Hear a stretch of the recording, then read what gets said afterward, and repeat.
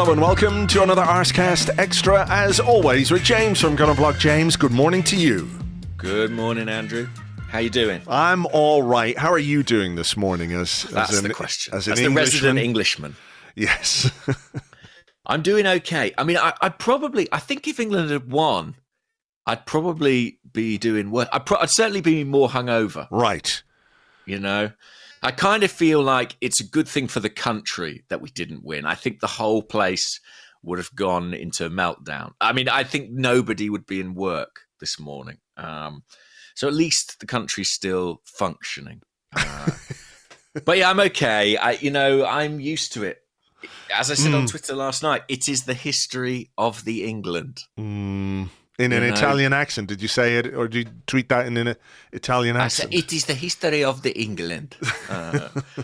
Apologies to any Italian listeners. And I think it's the story of England, the close failure. I mean, you could debate how glorious this was, but glorious failure, certainly in the past.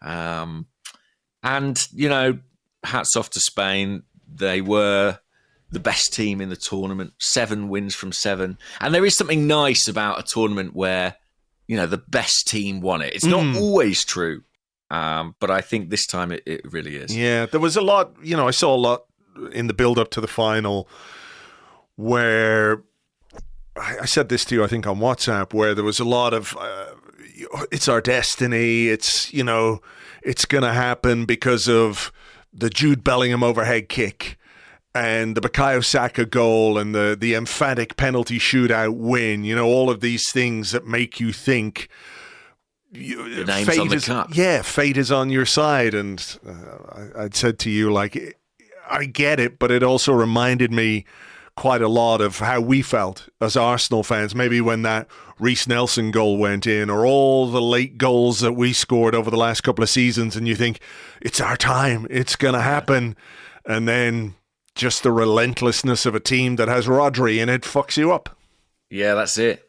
Fairy tale doesn't always end as you want it to. And I had exactly the same nagging down. And also when you break down those moments, and if you're looking at it coldly and dispassionately and rationally, it's a new word. It's important to be rational at a moment like this. Yeah. Those were moments that kind of glossed over a lot of issues in the performances and kind of rescued England, I think, from elimination earlier in the tournament. So going into the final, there was a lot more hope than expectation on my part. And I actually think there were certainly moments in the final or points in the final where the pendulum might have swung England's way. But I can't argue with Spain as ultimate winners. And I think had England won the trophy, it would have been quite an extraordinary feat given the kind of relative paucity of quality in their performance. I think that really is the thing, that you can say getting to a final is great. Of course it is, and it's commendable, and to be able to grind your way there, to pull those rabbits out of the hat, if you like, with those special moments from, the likes of Saka and Bellingham. But you really do have to, I think, step back, and it's probably easier for me, as somebody who's quite neutral in this, more objective, to sort of look at England's performances over the course of the tournament and say... You could be more rationate about it. I can be completely rationate, 110% rationate. They just haven't been a convincing team. It's looked like a side that hasn't had... When you consider the quality of the players at the disposal of Gareth Southgate, the level of performances that he has elicited from them has not been anywhere near what you would expect. And I don't think it's, unfair or unreasonable to say that. And I think some of the problems that were evident throughout the tournament, he didn't really pay enough attention to. I got a lot of stick after the semi-final on Twitter from a lot of Spurs fans in my mentions, because I said, Kane has not been good this tournament. Ollie Watkins should start the final. And I don't really care what they say, but I think, that was an obvious thing that Gareth Southgate could have done in the build-up to this final. But it's not really in his nature, is it? I think he rewards loyalty or reputation or whatever it might be, players who have done things for him in the past. I just don't know that he was sufficiently ruthless to make some of the changes that I think, he should have made. Like Watkins, for me, should have started the final. I think England were much better when he came on. Kane is, has just had a terrible tournament all through, and people can say, well, he scored as many goals as anyone else, and that's like, well, so what? Overall, I think he's been a net negative. He was a handicap for England in the final last night, and they were better when he went off. I think, Kyle Walker at right back, I don't really understand how Trent Alexander-Arnold has not had more playing time in this tournament. The midfield issue, the inability to knit the talents of the forward players together. It's just, it doesn't surprise me that England couldn't really put in a performance on the day of the final, despite obviously all the motivation in the world and all the pain that they had from the previous one. It just felt too wedded to Gareth Southgate. And I'm not sort of here to go two-footed on Gareth Southgate. There'll be enough people doing that, I'm sure, over the coming days and weeks. But it still sort of feels like an opportunity missed from an England perspective because of just how many good players they had with them in this squad. I think that's a fair point. Certainly, they did not perform at the expected level. And I think they didn't perform at the level of previous Southgate teams in other tournaments. If I think back to the last Euros, for example, the way in which they demolished, albeit not the best, Germany team on the way to that final. England never produced a performance of that ilk or this nature in this tournament. I think, to be honest, I think it was a tournament which was quite shy on quality performances from many of the bigger nations. I don't think France really turned up in any great way. And I think you could apply that to a few others. I think there's a kind of interesting discussion to be had about fatigue levels of players and, international football and oversaturation and things like that. But I still think it's reasonable to have expected a better quality of performance from England. The Kane issue, I think as Arsenal fans, we're always maybe going to be more inclined to be drawn to it, but I think it was massive. I mean, I'm on record in print after the first two group stage games saying that they should drop him. And at the time, there were a lot of dissenting voices, but I think as the tournament went on, it became more and more clear it was an issue. I'm with you. I think Watkins should have started. I also agree that I never expected Southgate to do that. Let's put it like that. I think, actually, if you told me that he would have got to the point where he was subbing Kane after just an hour, I would have been a bit surprised he'd get to that point. And I think that's kind of how bad Kane has been and how apparent it's been that change needed to be made. But he was his talisman. He was his captain. And I think Southgate built a culture with England that was kind of partly constructed upon loyalty to and buy-in from certain very key influential members in the squad. And I think Kane has been a huge part of that. But I think that cycle is coming to a natural close and maybe needed to be accelerated. And that became very apparent during the course of the tournament. I think England had problems beyond that, though. And I think some of those stem from Southgate's inherent conservatism and maybe that not being the right fit for the players he has at his disposal now. Yeah. Southgate's England were at their best when they were a back three team. And frankly, I don't know why they didn't stick with that in the final.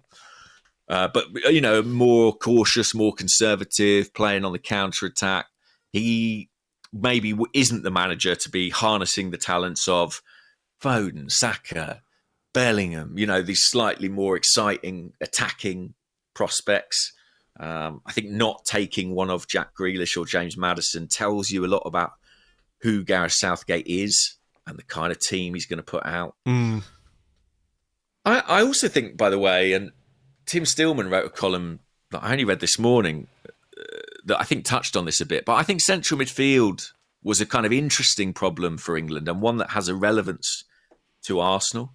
I was watching the game last night, and I think Kobbie Mainoo's had a decent tournament, but I think against Spain, against their quality, against their experience, I think he looked a bit out of his depth, and I found myself yearning for a kind of more experienced alternative to be able to bring on. And I just don't think we had that. And Southgate was widely mocked, and rightly so, for his Calvin Phillips comment. We miss Calvin Phillips. But I do think there was a fundamental grain of truth in it, because I think Declan Rice is a central midfield player who needs a ball player, a really good ball player alongside him. And England just didn't have that in this tournament. They obviously hoped it would be Alexander-Arnold. It wasn't. And after that, they didn't have the Jorginho type that I think you really need to make Declan Rice the best version of Declan Rice. I don't know if you felt the same. Yeah, I can see exactly what you're talking about. I mean, I think in fairness to Southgate, he was mocked for that comment, but I think what he said was a Calvin Phillips rather than Calvin Phillips himself, But that it's easier to make the headline out of, we really miss Calvin Phillips. But I know exactly what you're saying about Rice. I think over the course of this tournament, I don't think I've ever seen a player look as increasingly tired as Declan Rice has. Agreed. Because I 100%. think your point about Kobbie Mainoo, he is a good young player. I think this was maybe a bit too soon for him. Mm-hmm. And I think it has left Declan Rice having to do a lot of heavy lifting. At one point I looked at I'm not sure how it ended up actually. I looked at the passing accuracy stats, and it was maybe halfway through the game or maybe in the second half at some point, and I saw Declan Rice's passing accuracy stat was something like 68%, right? Which is incredibly low for him, because he is routinely 90-95%. That's the kind of guy he is, and that's how good he is on the ball. And I think it was partly due to England's overall performance, where they just weren't secure in possession as a team, and individuals I think suffered a little bit because of that. Yeah, he finished on 77.5% pass accuracy, which is really low for him. Mm-hmm. And I think part of that as well was just how absolutely exhausted he is and has looked throughout this tournament. The longer it's gone on, he's had to play alongside Conor Gallagher. He's had to play alongside Trent Alexander-Arnold. He's had to play alongside Kobbie Mainoo. He's had to play alongside whoever they put in there when they have to put another attacking player on, or maybe he's left as the sole sort of holding midfield player.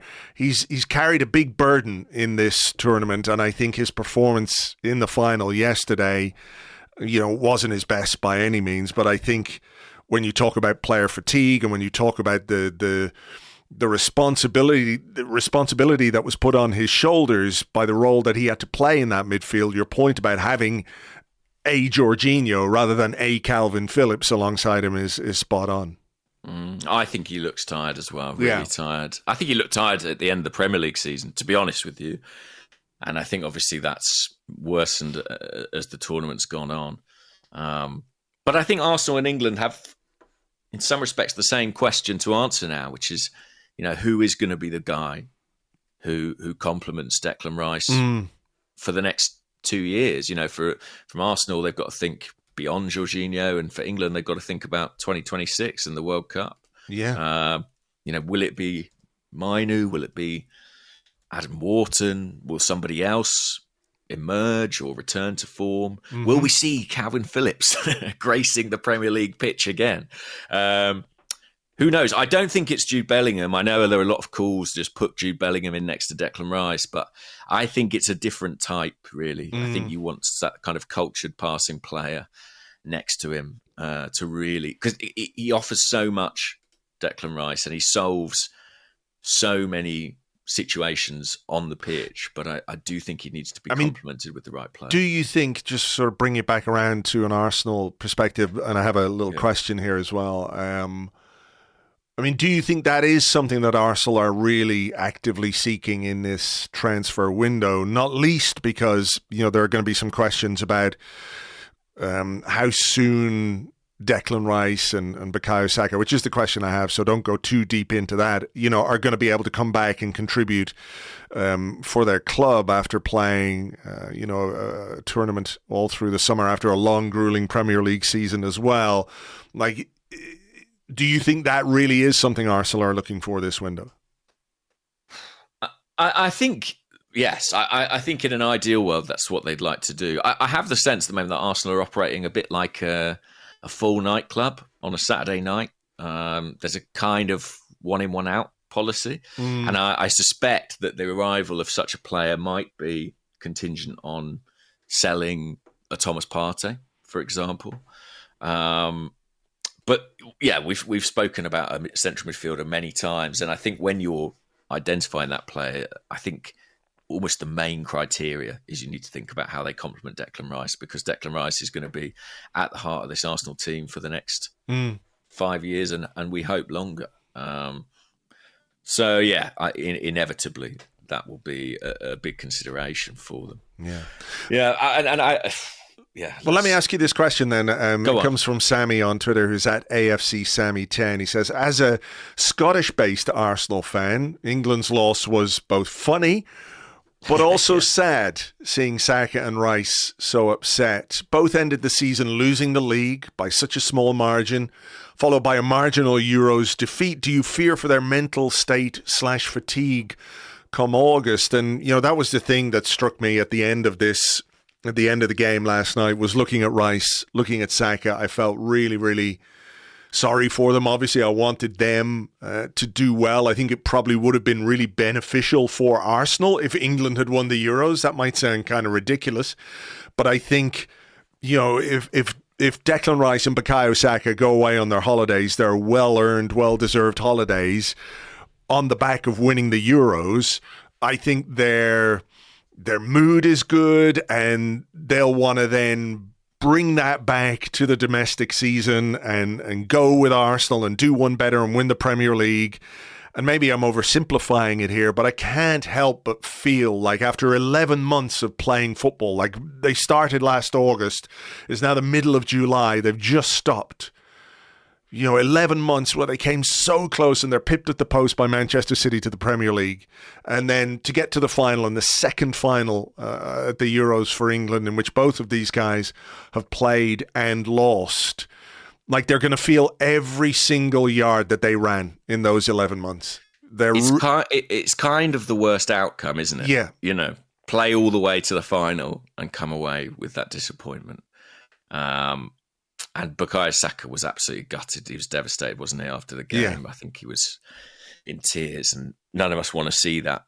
I think I wanted it for him maybe more than anybody. I wanted it for myself. I wanted it for my family, for the nation, for Southgate, for the players. But I really wanted it for Bukayo Saka because of how the last Euros ended. And I just thought, what a brilliant redemption story within 3 years to go on and lift it, and having been a guy who played such a pivotal role and, was involved in England's equaliser last night in a big way as well. Yeah, did well. And continued to be kind of the guy who did carry a threat when he got the ball, but just didn't really receive it often enough and in enough good positions. So yeah, I wanted it desperately for him, and so sorry for him that it didn't happen. He's young enough that he'll have plenty more opportunities. And actually, one respect in which I'm envious of Bukayo Saka is that he's a religious guy.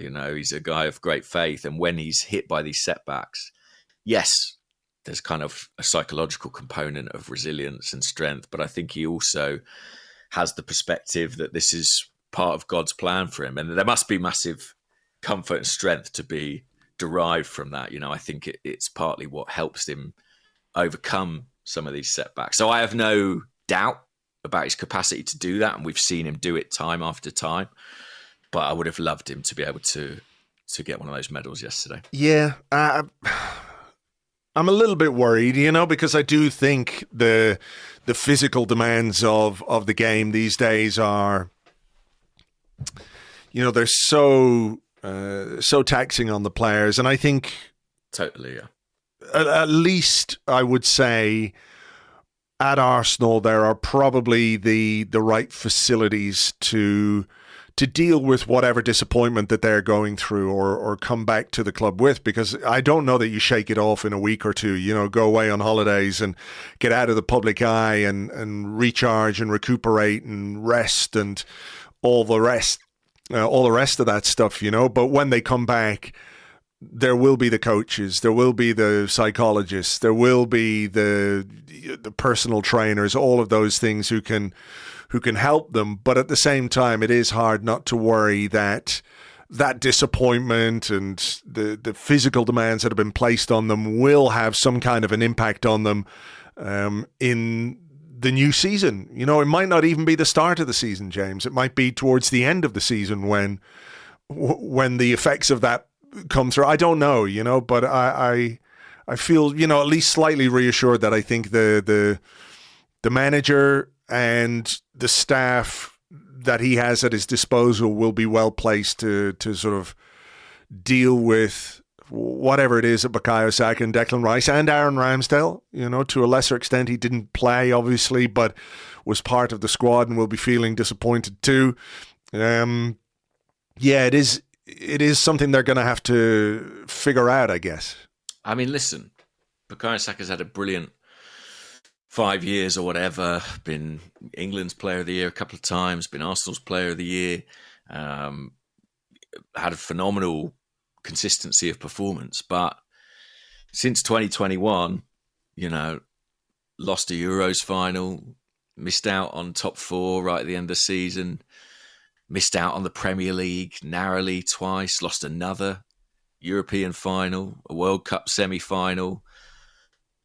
I'm with you in that I could see how the weight of that could begin to be a burden on somebody, and how it could make those yards you've run feel that much, make those legs feel that little bit heavier, and the mind a bit heavier too. But I do think if there's a player who's shown an ability to bounce back from those disappointments, it is Saka. It's just a concern, the sort of cumulative nature of it, I suppose the best thing, that they can do now is get away and is just switch off as much as possible, because I think, the physical aspect of the break is important, but I also think the mental aspect will be important as well. Just try and get away from everything as much as you possibly can, or as much as it is possible to get away from anything these days, wherever you are in the world. Switch the brain off and take a couple of weeks. And I think they've more than earned their rest and earned their holiday based on what they've done for Arsenal and done for England over the last 11 months. I suppose we should obviously mention David Raya as somebody who is in that position where, I think it's less taxing, obviously, for goalkeepers. I think the fact he didn't play, really played one game for Spain in this, so he's not going to experience the same kind of fatigue, but it's, a very nice thing for him to have been involved in a squad which has gone on to win the European Championship. So, while the others might return and need a bit of bolstering, I'm sure David Raya will come back to Arsenal when he returns from his holidays, full of good cheer and everything else. Yeah. I'm sure they'll all be thrilled to see him, Saka and Rice, to be like, oh, good. There were some pictures. There were some nice pictures, actually, at the end of that, where he was consoling Rice and consoling Bukayo Saka. He's kind of had the best outcome, I think. I don't think there's going to be great sort of residual physical fatigue for him, and he'll come back buzzing, right? And let's not forget, during the course of the tournament, he's also become a permanent Arsenal player. So it's been a really positive few weeks for him. He contributed as well. He played in the final group game. So I think he'll come back on a real high, and that is a nice offset. It'll be contrasting moods for those first goalkeeper training sessions, I suspect. No doubt. What about this from Danny Nick 8? Who says, not that he needs the validation, but how justified was Ben White's decision to tell Southgate and Holland that he wasn't going to play for England when you consider the shambles that was Kyle Walker's tournament? I mean, I'm sure Ben White would have wanted England to win, and I'm sure he would have wanted it for his Arsenal colleagues. But you can see, even without the falling out with Steve Holland, that he might have considered being part of this squad a waste of time. Like if Trent Alexander-Arnold can't get any minutes ahead of, a Kyle Walker who is, I think he'd a poor tournament overall. You can understand how he might have been sitting at home, not watching the game, obviously, but feeling quite happy with his decision. Yeah, and it'll be interesting to see what happens. I mean, Kyle Walker thought long and hard about retiring from England duty after the last World Cup. And I think at one point actually had kind of told people that was his plan and was talked into staying on. Maybe he, like Kane, is another case of sort of the manager's loyalty extending one tournament too far. But if Southgate does go and Walker does retire, obviously that would open up an opportunity for Ben White. And to me, the obvious choice really for the England manager, I don't think there are a great many standout candidates for it, but I think there's a very, very good chance it could be Graham Potter. Graham Potter, who of course had Ben White at Brighton. So it wouldn't, I mean, obviously we don't know what's going to happen, but it wouldn't surprise me if within a few months we're looking at an England squad with Ben White back in it, potentially. We'll have to wait and see. What about this from Jack Rice, who's at that Jack Rice, not the other Jack Rice. Sure. He says, has Nico Williams' price gone up since the Euros? Is it worth pushing the boat out for him? Yeah, I mean, this was a game with a few Arsenal targets in that Spain squad, right? I mean... Zubimendi came on for Rodri at halftime? Zubimendi came on. And Mikel Merino came on as well, I think I'm right saying, towards the end there. And Nico Williams, of course, scored the opening goal. It was a really good goal as well, wasn't it? Was. Lovely pass from Lamine Yamal, who, I mean, what a tournament. What a tournament he's had. Not bad, yeah. We can't even call him 16 anymore because he had his birthday the other day, so he's 17. So decent week for him, I suppose. Yeah. His birthday and winning the Euros. And the young player of the tournament as well. I thought Williams was actually very, very good. Yeah, he's been great in this tournament, I think. He's very sharp, isn't he?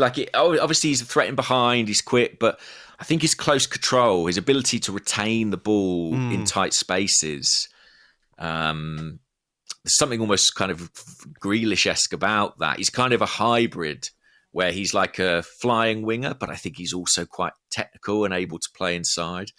As for the price going up, well, he's got a release clause. Yeah, so it won't be the price that goes up. It might be his salary or his wage demands. What he can ask for now, scoring, in a European Championships final. Scored some goals in the tournament.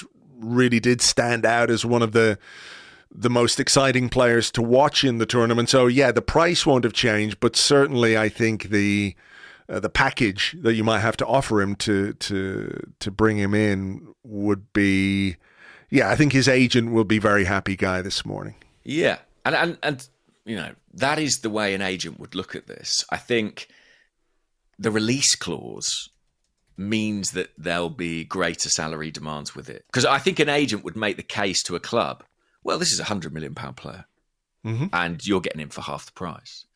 So that should mean you've got this much more to allocate a salary. Yeah. I do think that's how they would look at it going into a negotiation. And I think his wage demands are problematic to a number of the clubs who are interested in signing him. And there are, I think Barcelona are very closely linked with him, aren't they? Chelsea have certainly had a good look. Who have they not had a good look at? Arsenal really like him. But as I said, it's kind of the nightclub's full and probably someone has to leave if he's going to come in. So, he would be a brilliant signing. I think there's just no two ways about that. I think it would be a fantastic acquisition. If Arsenal was that your transfer update in The Athletic that I read, where I think it's a line where if Arsenal were to sign a winger, Nico Williams would be the first choice. Yes. Was that right? Yeah, that's true.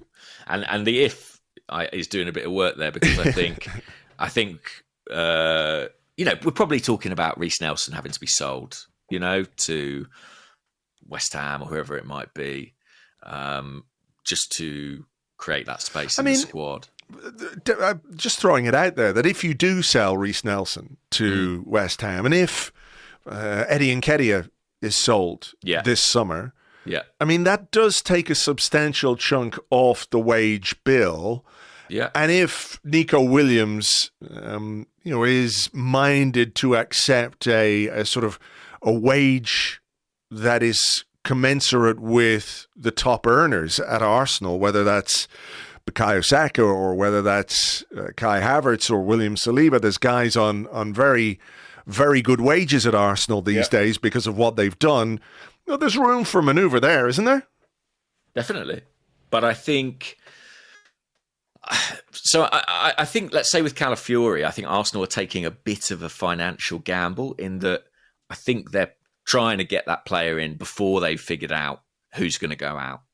And I'm not sure how many deals the club can do that with, if you see what I mean. I don't think they can do all their incoming business and then try and sell a few. I think they're probably in a position where they need some guaranteed money coming in if they're going to go, particularly in the case of Williams, where it's like, you've got to pay the fee up front.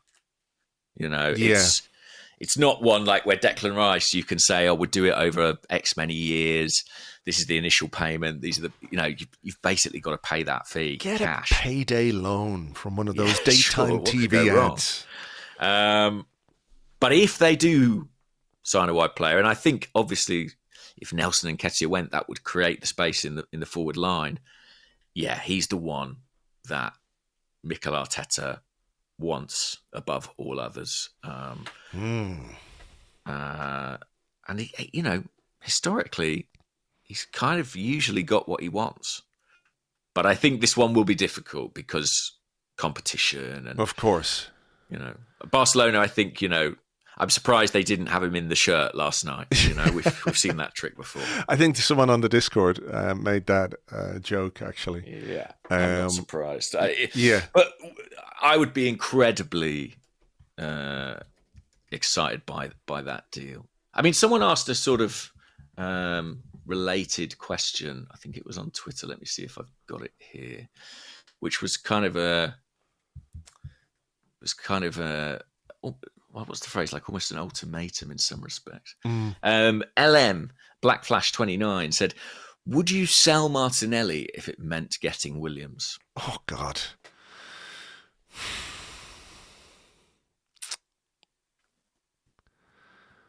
That's really difficult, isn't it? How old is Nico Williams? He's 22. 22, so is Martinelli is the same. Wow, because what you're really... Martinelli's just 23, yeah, and Nico's just 22, so they're about a year apart. I mean, you sort of need a crystal ball, don't you? Yeah, you do, and maybe the point. I mean, that's just too difficult a question to answer because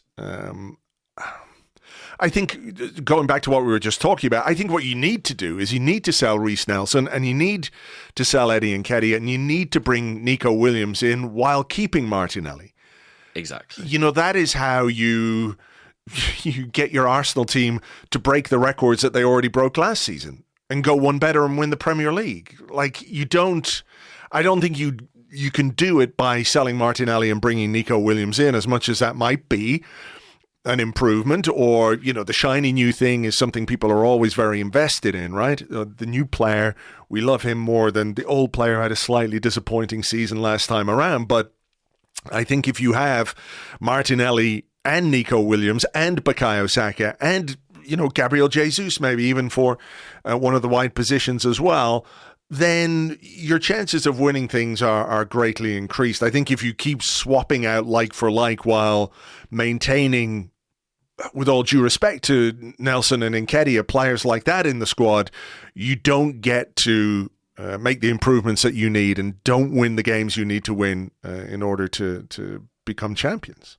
Yeah. And I think if you sold Martinelli and signed Williams, some people might say, well, you've improved the starting 11 there. But that is not the aim of this summer. That is not the strategy that Arsenal are employing.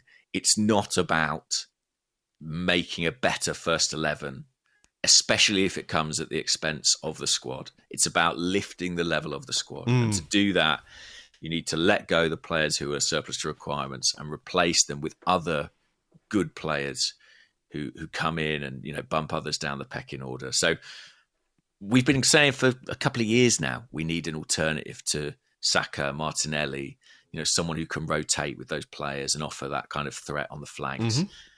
He would absolutely do that. So listen, I hope it happens. It would be a really exciting signing, and everything he's shown us in this tournament suggests he would be a brilliant acquisition. Yeah, I didn't even mention Leandro Trossard in that little. No, exactly. In that little bit, we have, though, it looks like, made another signing, or are about to make another signing. A young goalkeeper coming in from Ajax. Yeah. Tommy Setford, is that his name? It is. He sounds like a character from Peaky Blinders, doesn't he? He does rather, doesn't it? Yeah. All right, Tommy. Interesting background. I grew up in the Netherlands. I think he may even have been born there. I'm not sure. And has been in the Ajax academy, playing for England though at youth international level, under 17. Brother's a goalkeeper there as well. His brother's a couple of years older, and he's in the Ajax under 21s or under 23s development squad, whichever it is. And he's very well thought of. I think they're paying around £1 million or so to get him. How have they bid £1 million for an 18-year-old and 50p for like the guy from Wolves? What's going on here? Well, I guess you're betting on potential, right? I asked the same question of myself. Yeah, £50,000 was the reported bid for the Wolves fella Dan Bentley. Yeah, which I think Wolves were not impressed by, to put it kindly. I mean, I don't blame them. I really don't. Because, if you read between the reporting, like when David broke the story of Arsenal's interest in Dan Bentley, like there was a line within it which said, Wolves would only be willing to sell for a proper fee that enabled him to replace Bentley in the squad. And then, so, that's kind of a club setting their stall out, isn't it? And they're like, we want a decent bid here. We're prepared to do a deal, but only at the right price. And then in come Arsenal with some change they found down the back of the sofa. Listen, I think that's... I don't really think we should be paying a great deal for that slot in the squad. I agree. And I think there are probably keepers who are out of contract who would be fine as that kind of third choice training goalkeeper. I think what Dan Bentley's got going for him in large part is that he's worked with Iñaki Kanya before, the goalkeeping coach, and I think Iñaki's quite specific, shall we say, about who he wants to work with and who he doesn't. But yeah, Wolves aren't taking that 50 grand, are they? So, because he's their number 2, I think. Yeah, he did. He played against us last season. I'm just looking here at some of the goalkeepers who are out of contract. Yeah, that's an interesting game. What's the answer? Matt Ryan, remember him? I think he's just yesterday signed for somebody. Okay. Who was it? I think it was like quite a good move. Roma, he's gone to. Right. Yeah. But yeah, that's an opportunity missed. I mean, I think Arsenal want it to be a homegrown player. Oh, yeah. For criteria, Any other names that we recognise on there? I mean, David De Gea. David De Gea. Keylor Navas. Just going down here. Kasper Schmeichel. Yeah, he's in talks with Celtic, I think. Right. He would qualify as homegrown, I suspect. Yeah. I think even at his ripe old age, he probably has slightly more designs on playing than some of these other guys. But yeah, I don't know. Have we seen people like... Trying to think who's the keeper that ended up at Man U who... Oh, I don't know. Like, basically, we've all seen Richard Wright collecting his Man City trophies. Scott Carson, yeah. Scott Carson, sorry, yeah. Where was Richard Wright? He did it as well somewhere for a while. Did he go to Man City? I think he was Scott Carson's predecessor, perhaps. Yeah, he was, yeah. So, yeah, I'm curious to see what do we do there. But, yeah, million, I think I was right in saying I saw a fee of $1 million mentioned for the Ajax guy. And I suspect that budget will have come from Per Mertesaker's pot of money he's been given to improve the academy sides, because Arsenal released, I think, 3 or 4 goalkeepers at youth level this summer. There's a bit to do, yeah. They signed a Danish kid as well, 19-year-old, called Nygaard from Midtjylland, which is another club where Iñaki had worked. He was a coach there for a year, so maybe a connection's provided a recommendation there. I don't know. So yeah, cute. I also think there's a bit of an urgency with the goalkeeper thing because we go on tour on Sunday. Yes. Raya's on holidays. We've got Ramsdale's on holidays. Karl Hayne, is he going to be on the tour? Or I think it's partly why he got a new contract. we know someone's got to go in goal, or it's going to be like who picks the short straw for the outfield players. Hey, you know who's a free agent? Who? Emiliano Viviano. Bring him home. Let him play. Did he even play a game? I don't think he did he? No, I don't think he did.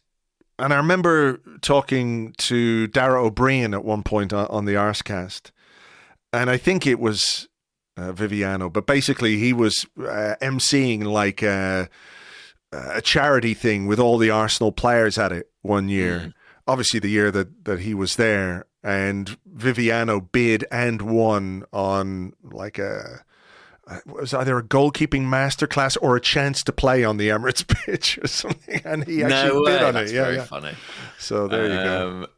Well, I think Arsenal might go back in for Dan Bentley. Maybe they'll go to 75p this week. Yeah, in an attempt to kind of bolster that position for the friendlies. And if not, they'll probably take one of these young keepers away with them. Yeah, they're going to have to. They're going to have to for sure, because Ramsdale and Raya will be on their holidays on the beach. Yeah, I suspect.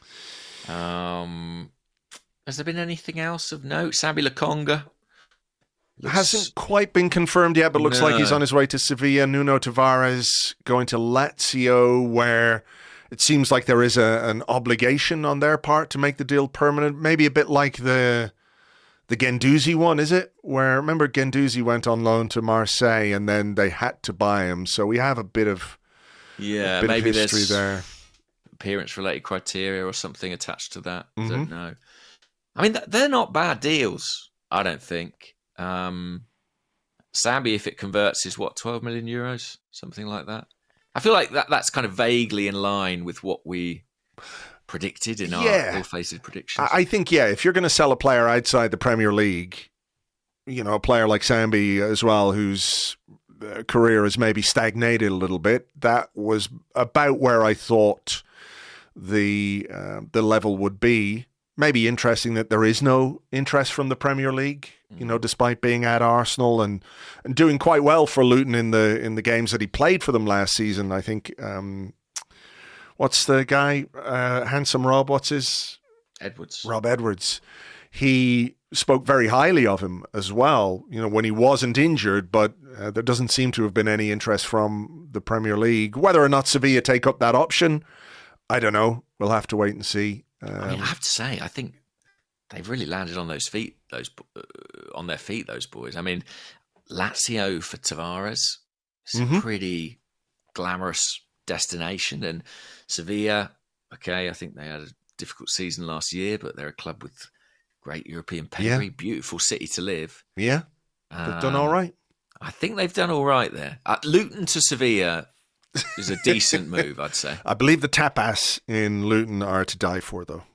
That's true, actually. The tapas culture. The Sevilla of England is what they call it, I think. All right, let's take a little break here. I think it would be a good time to hit pause. We'll be back with some of your questions and more in part 2 right after this.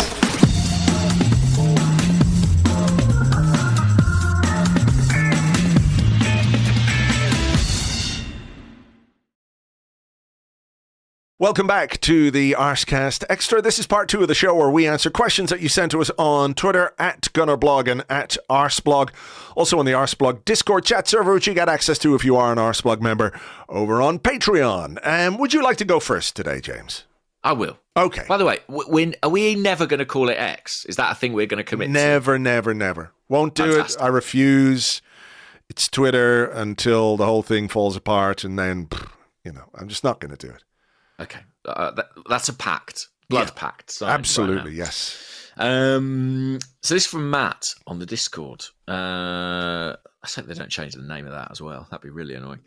So Matt says, "Morning, gents, and commiserations, James." That's very kind. How do you guys explain the career of Alvaro Morata? Cumulatively, one of the most expensive signings of all time, has played for all the big clubs and Chelsea. Nobody has ever seen him score a goal.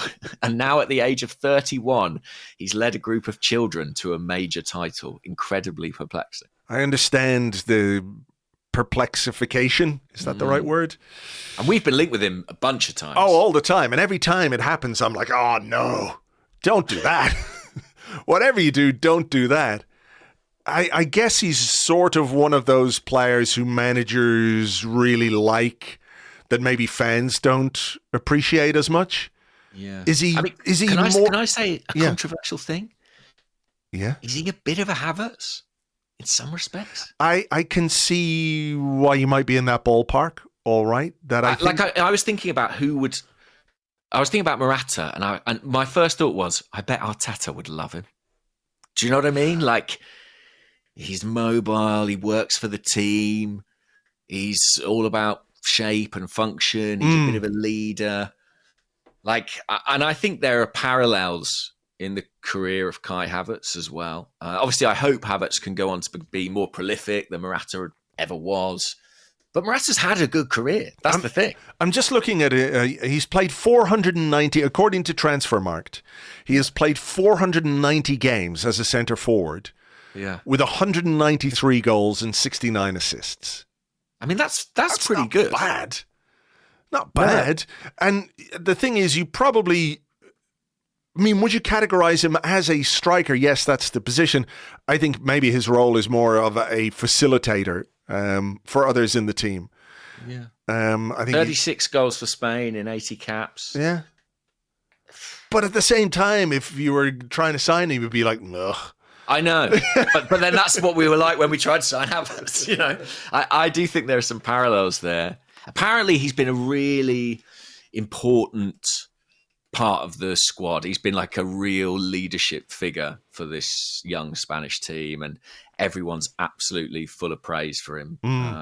That sort of stuff we don't get to hear about, a lot about behind the scenes. And when people write those stories, or where you do get those insights, there is, I think, a tendency sometimes to sort of roll the eyes and say, he's a great leader, but he's a centre forward who doesn't score any goals, although he does score goals, but those things are important in football, and they're important in squads. And, I do think sometimes the personality stuff is a bit overblown when it comes to certain players. He's a really good guy to have around in the squad, and he keeps everyone's mood high, as if I don't know, in a previous life he was a jester in a fucking court, a king's court or something, but I've lost completely my train of thought here, and all I can think of is Alvaro Morata wearing a jester's costume. I've just scrolled to the bottom of his Wikipedia page, and I'm looking at what he's won. So he got 2 La Liga titles, 2 Copa del Reys, 2 Champions Leagues, a UEFA Super Cup, a Club World Cup, 2 Serie A's, 3 Coppa Italias, 1 Super Coppa Italia, an FA Cup, a Europa League medal, and now a European Championship. He's done okay. He's done all right, hasn't he? Yeah. Yeah. I think he will be relatively content with his career.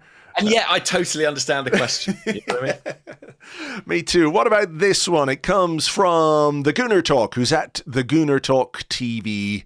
Hello, Tom. He says, would love to hear both your thoughts on what is being perceived, rightfully in my view, as one of the key growing problems in the sport, fan tribalism. Effectively, England supporters of rival club affiliations criticising players based solely on who they play for over their genuine displays. Rice has been a key target, despite some very good displays in the Euros.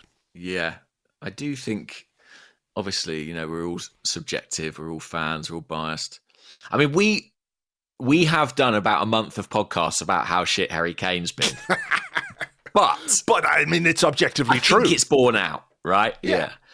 I do think this is fascinating, and I'm seeing it. We've spoken before about how punditry is becoming more subjective, more opinion-based, and, I think that the way people's loyalties are sort of becoming more evident on screen.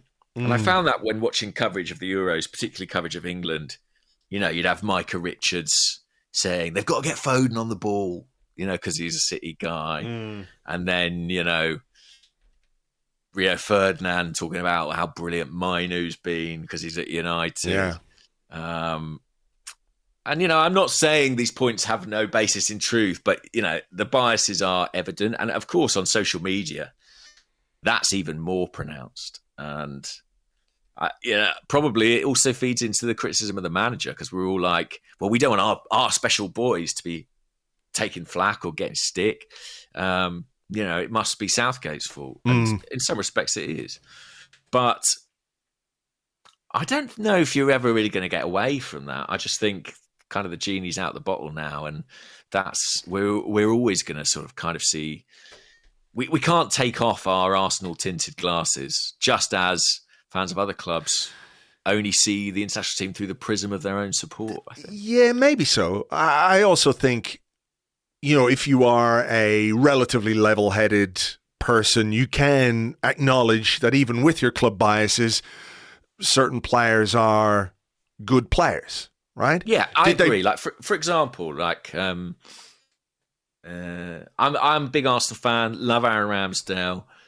Think, there have been times where he's made a real case to be England's number one, but Jordan Pickford in an England shirt is really pretty good.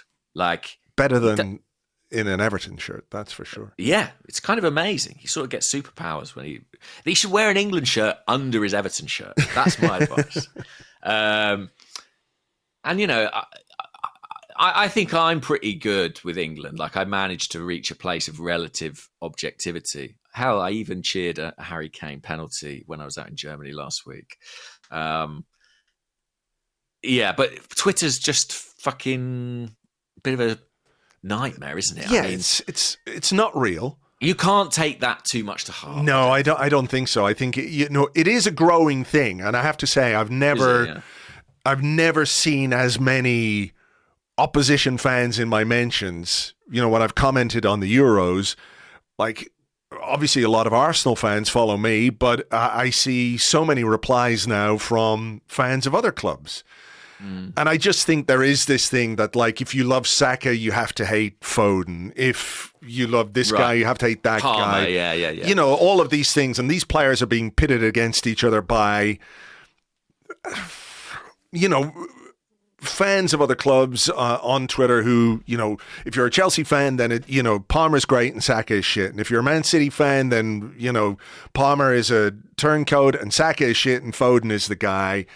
And, I suspect a lot of these accounts are younger people. And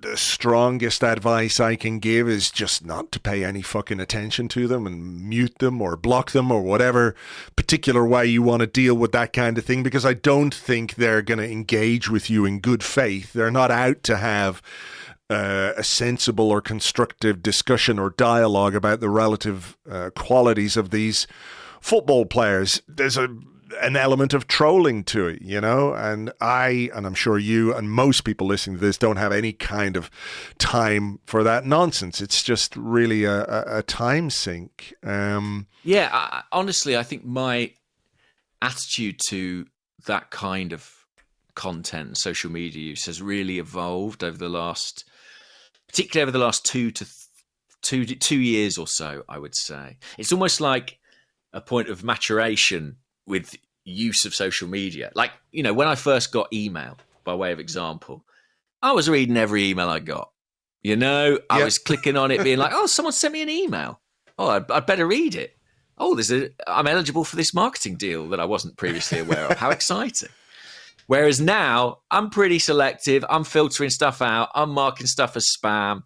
And basically, with the greatest respect to all these individual fans, a lot of what you see on Twitter, in my head, is now just kind of marked as spam. Yeah. And I basically discount it.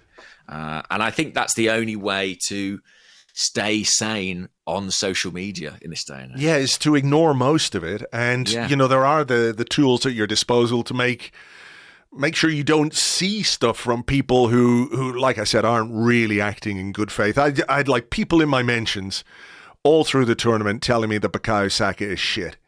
And like, you can't, what's the point? What are you trying to achieve by saying that? Because if that's what you actually believe as a football fan, leaving your club bias to one side, if you think Bukayo Saka is shit, then you don't know the first thing about football and you don't understand anything about the game, and why should anybody pay any attention to you or listen to anything that you've got to say? And that does go the other way. I think, you know, there are going to be Arsenal fans who are guilty of that kind of stuff as well, but, you know, it's just a time sink. And I get that it's frustrating, and I get that particularly when on Twitter, if you pay for your account, you get all these mentions from, you know, those accounts first. You know, I think you're right. It's basically just spam, and as much as possible, avoid spam and don't engage with the people who spend all day trying to wind other people up. It's just... Yeah, that's it. I mean, I think a good rule is if you read something online and it winds you up, the chances are that's what it was designed to do. Yes. Yeah. You know, and don't give it the satisfaction. Mm-hmm. And anyone who thinks Bukayo Saka is anything less than brilliant isn't worth oxygen. They're an idiot. They're basically an idiot. So yeah, afraid so. Even if you think Palmer is better than Saka, you can still acknowledge Saka is a good player, right? Yeah, you can hold those two opinions as valid. Whether I agree with you or don't agree with you, that's a different thing. Mate, I mean, listen, and that's one of the things about following international football is that you get to kind of discuss and analyse and appreciate a different category of player. And I love Bukayo Saka, but Cole Palmer, he's a really good player. Like, that guy's he's something. But you know, that isn't that a normal rational response to be able to hold those two thoughts in your head at the same time?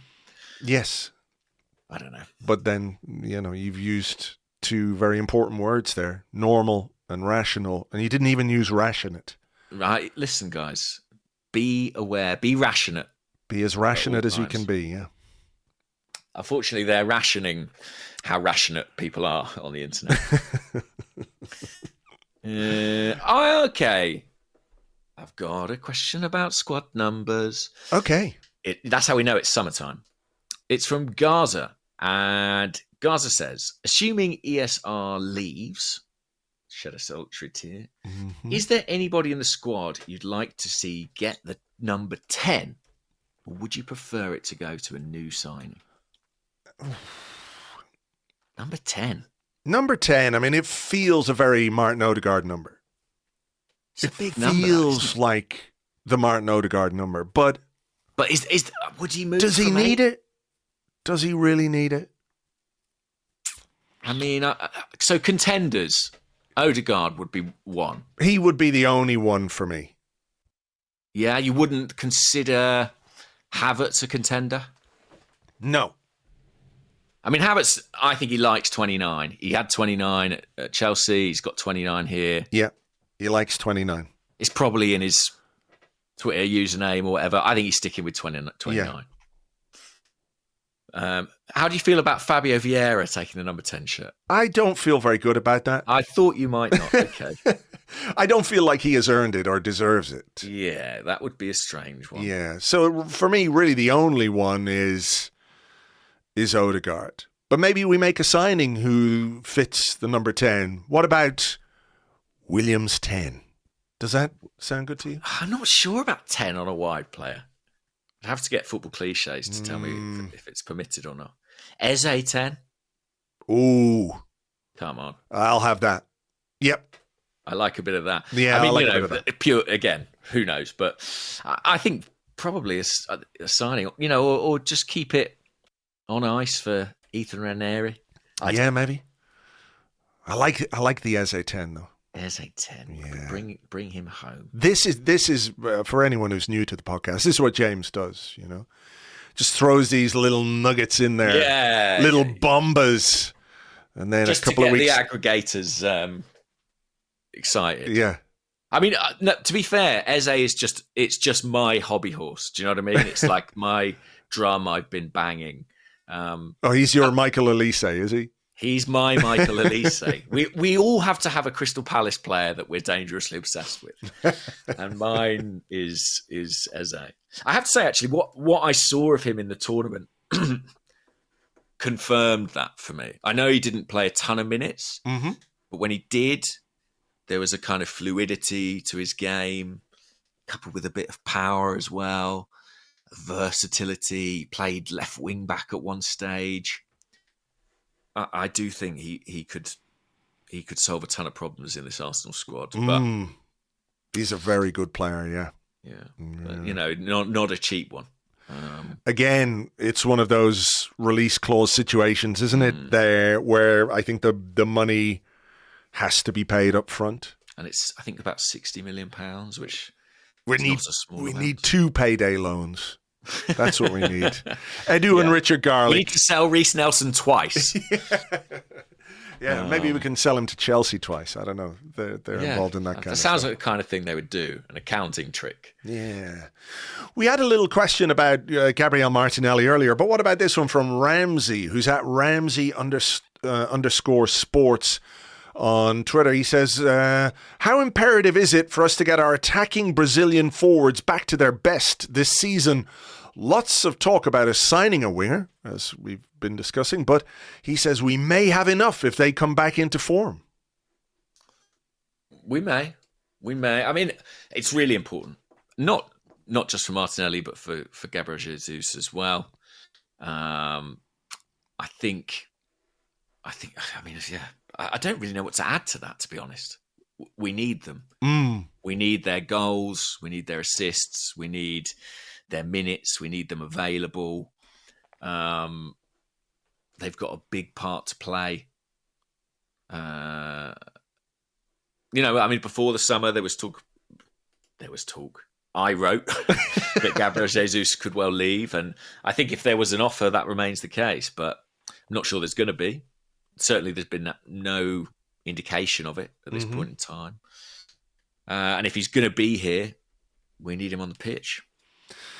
The players are back today, aren't they? They're back at London Colney today for pre-season after a bit of time in Marbella. Yeah. Getting the vitamin D soaked in. We don't know exactly where Gabriel Jesus is, I don't think. I don't know if he was out in Spain or not. They've kept it kind of quiet, but maybe now that they're back at London Colney, there's bound to be some pics, some hashtag content on the official site about our return to first team training, and here are the guys, and we'll see who's there and we'll see who's not. You know what always strikes me as mad? When you see those first pictures of first team training every summer, even though it's only been like 6 weeks since the end of the season, there's at least one guy who looks completely different from how he did when the season ended. Who do you think that's going to be this year? Oh, good question. Who's going to be back? I think it'll be Fabio Vieira. Yeah? Yeah, he'll just have these like extraordinarily large Popeye-style muscly arms now. Yeah. And everyone will go, how the fuck did he do that? He's going to come out looking like Armand Traore. He's been on the creatine. Not Armand Traore. Oh, Adama Traore. Oh, yeah. Or Armand Traore. Or maybe Armand Traore. Are you saying he's going to come? Can't be choosers. I'll take Armand Traore, that's for sure. He comes in with a set of knuckle dusters. He's going to be 6 foot with a knuckle duster, yeah. Lightning quick. Yeah. He was a fascinating player, Armand Traore. There's a probably an athletic article to be written about him somewhere. Give me an idea there, Andrew. There you go. You can have that one for free. But yeah, no, I'm curious to see Jesus in pre-season and see what kind of physical shape he's been involved in, because I think the injury issues have obviously been, really disruptive, and we haven't seen the best of him. And I think in some ways, the period of his Arsenal career where he kind of was at his best is much shorter than the period where he's been impacted by the injuries, right? It's kind of like 6 months versus 18 months. Yeah, exactly. But if we could get that Gabriel Jesus back that first arrived, and remember that goal he scored, was it on the opening day against Leicester? Yeah. My goodness, what an impact he had in that period before he picked up that injury going into the World Cup. If we can get that Gabriel Jesus back, there's a hell of a player. Like, is he ever going to be a prolific goal scorer? Probably not. Is his finishing just going to miraculously improve and he's scoring 40% of his shots? Probably not. But like, if he can get back to something akin to that, we've got a hell of a player on our hands, and a guy who can play on the left, can play on the right, and can play central. So would add a lot to our forward line. So I'd really enjoy it if Gabriel Jesus was back in, full fitness or something close to full fitness, or at least could achieve that over the course of pre-season going into the start of the season, because I do think there are some question marks about those opening weeks and players who have been away, and Saka and Rice, as we talked about in the first half. Maybe we are going to have to ease those guys back in. So the burden, such as it is, may need to be picked up by other guys. And he strikes me as somebody who could really help us. Absolutely. Martinelli and Jesus, is it reasonable to ask for 30 goals between them? No, I don't think that's unreasonable. Yeah. Based on what they're capable of producing at their best, I think that would be a reasonable... That's what we should be, I think, hoping for, and I think they are more than capable of it. I mean, if you've got a fit Gabriel Jesus, it's hard to buy a better striker than a fully fit Gabriel Jesus. It's really difficult. At this moment in time, because where else do you go? You've got to get Alvaro Morata, and everyone goes, oh, exactly, not that guy. I'd like to think that we can extract a lot more from them this year. Fingers crossed. Okay, Smith Rowe number 10. What about this from Alessandra Hedgeblog? And they say, you don't hear many players currently linked with the Saudi League. Do you think their experiment has already failed? I don't know. I don't know. I just saw a story there while we were recording that Pierre-Emerick Aubameyang is going to... Is he? I think so. I just saw... He had a very good season with Marseille. Somewhere close to the old Aubameyang. Scoring lots of goals, but he is 35. Yeah, so maybe that's the kind of signing that they're going to make. Are they going to make the high-profile mid-20s signings? I'm not 100% sure. And I haven't really paid enough attention to the Saudi League to know one way or the other what the state of play is. There's talk of Kieran Trippier going there, I think. I don't think it's failed, but I certainly think, based on the bits and pieces I've heard, it hasn't caught up with the level of investment.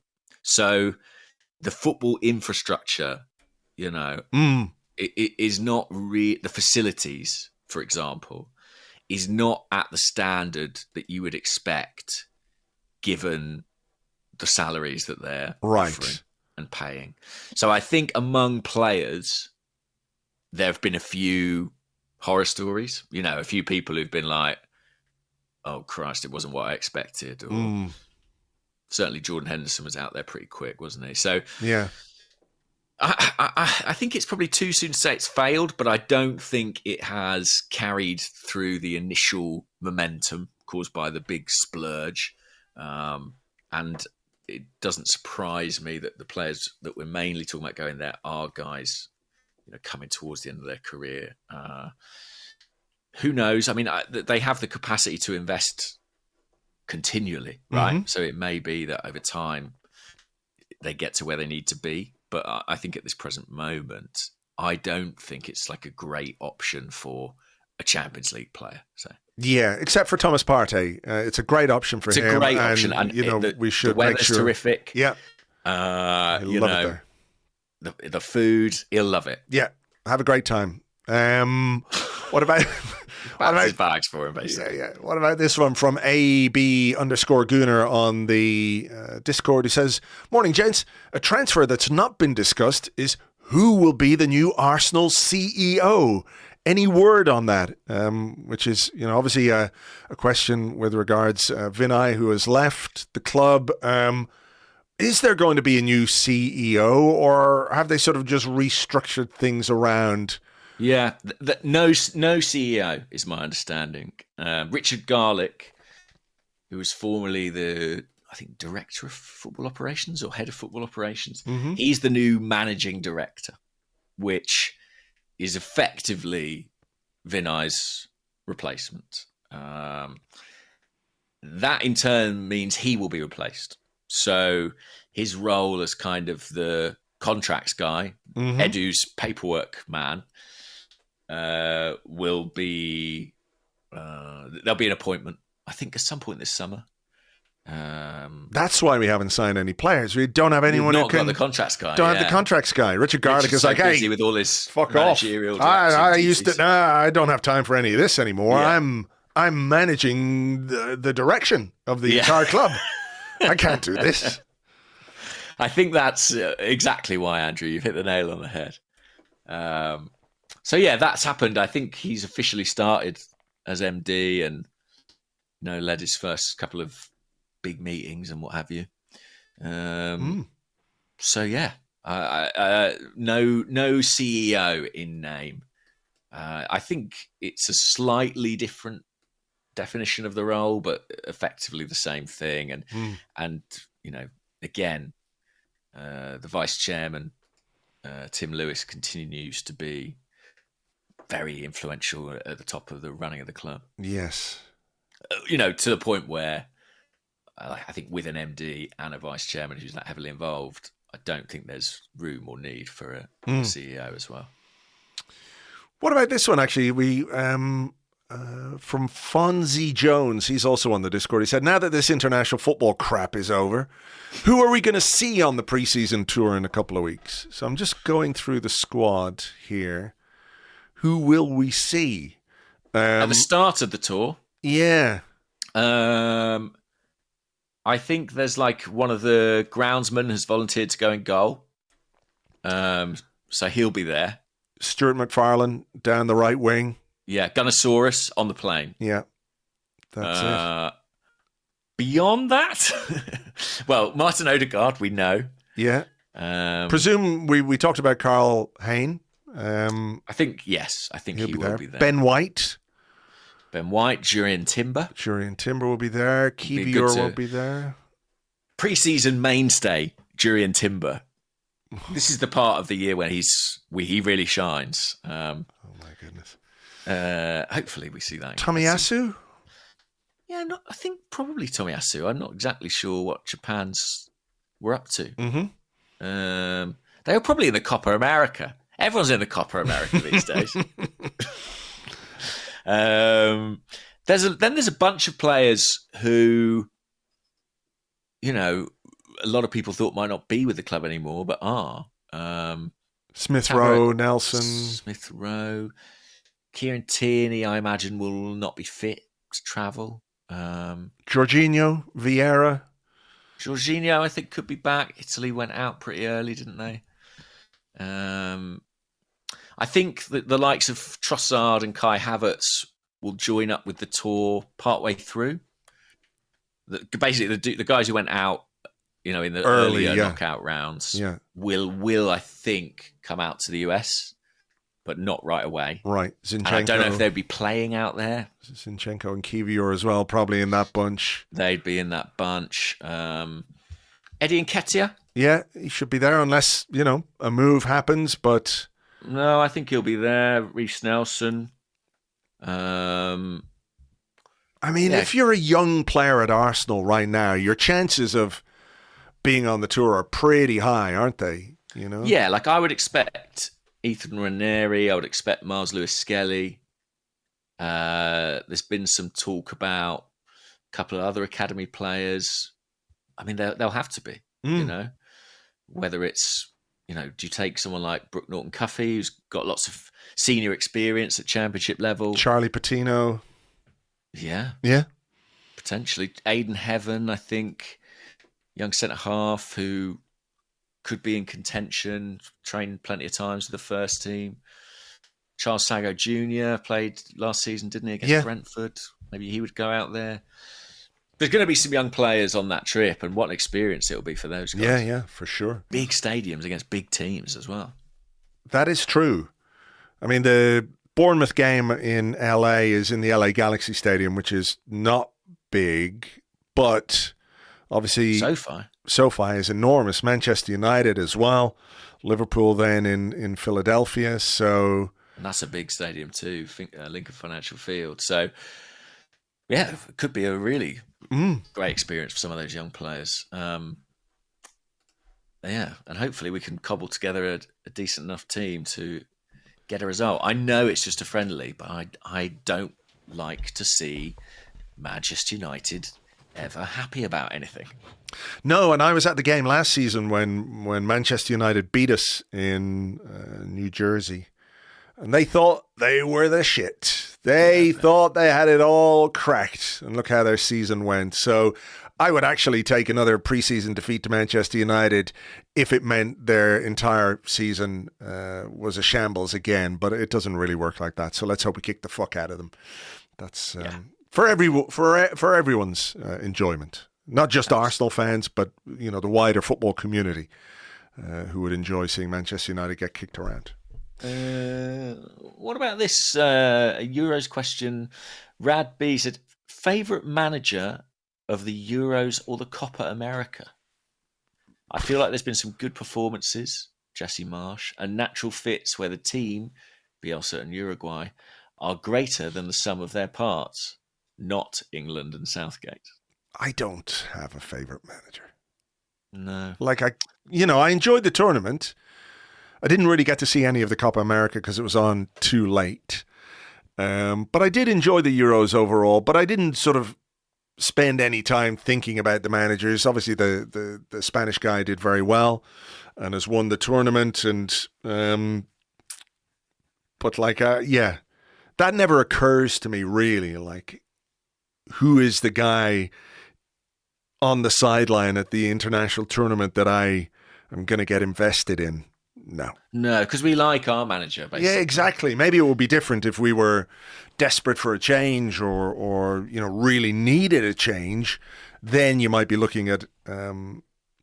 But there's a lot of sort of Ronald Koeman-esque guys at these tournaments. So who could be arsed? I was impressed. I thought Rangnick did well. Yeah, they were very organised, Austria, to be fair.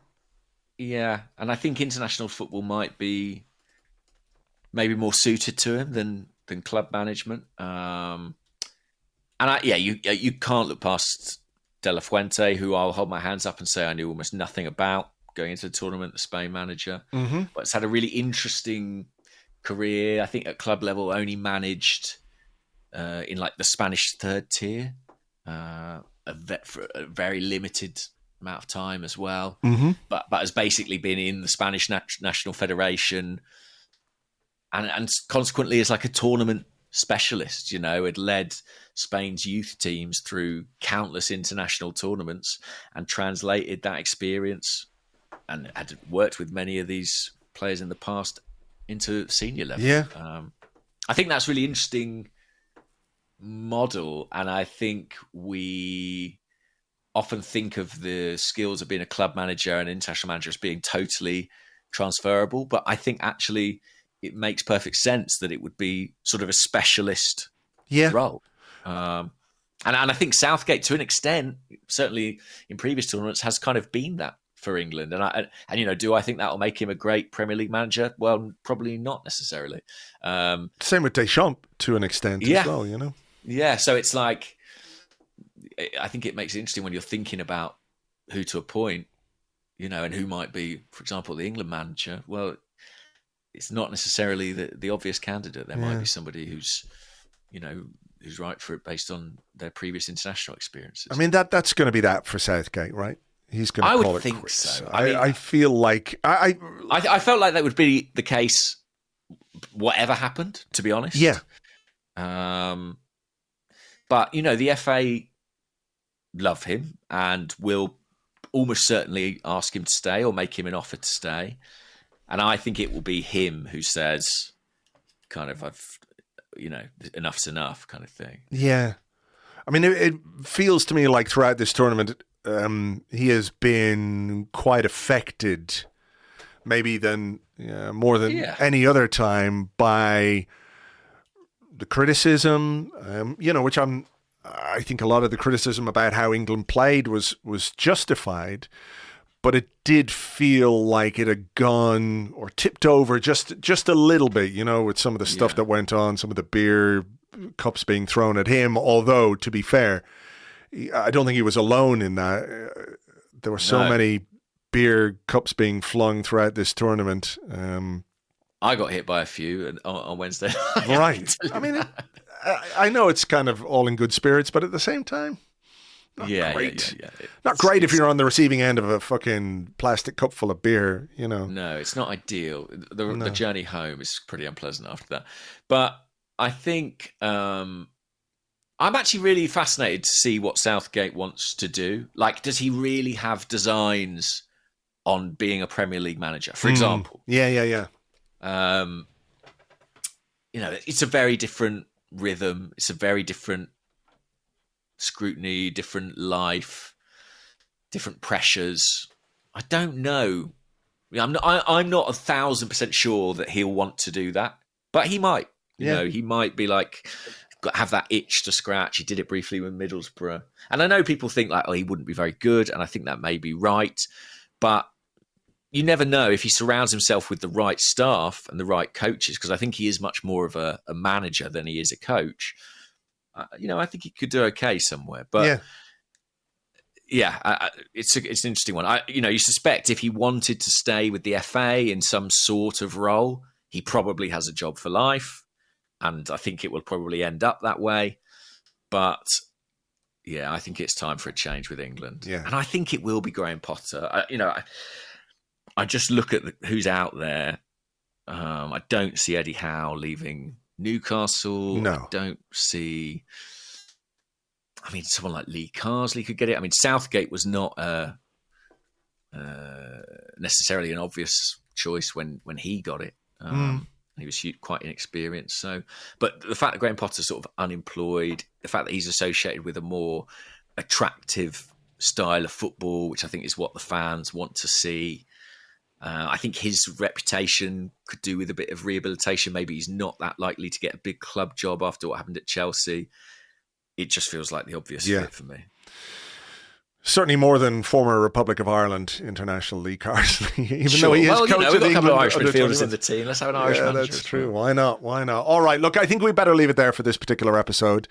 Thank you, as always, for being with us. If you want to join us over on Patreon in midweek, we'll have a waffle for you. That's where James and I answer questions about anything and everything except Arsenal and except football. So if you want to join and get instant access to everything that we do on Patreon, you can do that at patreon.com/Arseblog. For now, take it easy, and we will catch you on the next one. Bye-bye.